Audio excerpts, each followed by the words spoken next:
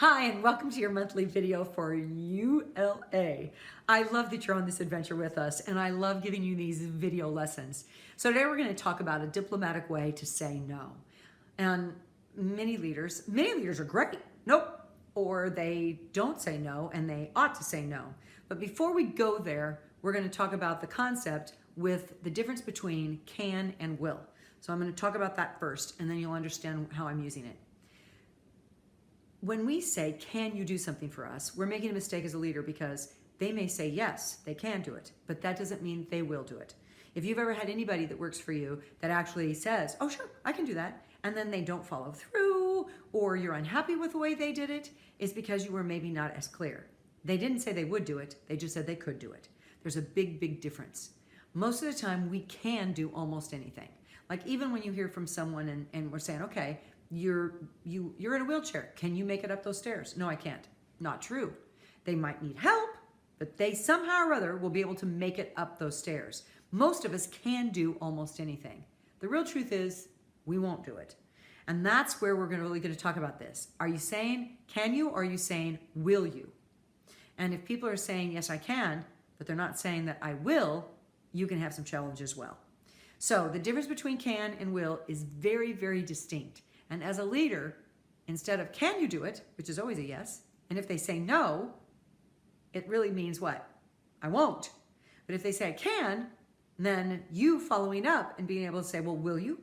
And if so, when? Super important. But let's say they've asked you to do something and you don't want to. So you're hemming and hodging it, or you're doing something like, yeah, I can. But in the back of your mind, you're thinking, I'm not gonna. Instead, go to what's positive and say, instead of no, here's what I can do. So let's use this in context of somebody says, hey, I really need to take this time off, and that's not working for you. You don't want to give them what they've asked. So instead of saying, no, you can't do that, you say, well, here's what I can do. Let's say they're asking for more money, and there's no way you can. Well, there is a way you can, but you're not going to. It's not fiscally responsible. So instead of saying no, you say, here's what I can do. When you say, here's what I can do, it opens up the world of possibility. You don't have to say no. You have to counter with what would happen besides no. So let's go with money again. Can I have a raise? No. You say, here's what I can do. And if you know what's important to them, you might be able to give them more time, or they work less hours for the same amount, or you can give them other perks. That's what you can do versus what you can't do, which is increase their hourly wage. Does that make sense? So every single time somebody says, would you like to go do this, or can you take on another project? And you can say, here's what I can do. And it might be recommend them to somebody else.